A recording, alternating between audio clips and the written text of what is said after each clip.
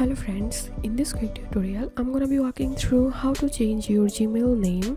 But before getting started this video, make sure to subscribe. How to 1 minute. So first of all, open your Gmail and click on your profile and go to manage your Google account,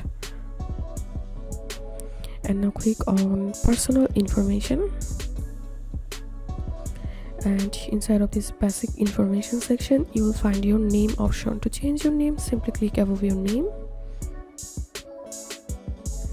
And now here you have to give your first name and last name.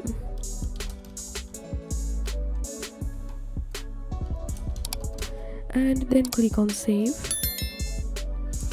So here you can see your change might take a while to show everywhere. So this was how we can change our Gmail account name. If you have any questions, feel free to post in description. If you think to see more WordPress videos, please check the links in descriptions. If this video helped you, give a thumbs up and please consider subscribe. How to 1 minute. Thank you for watching.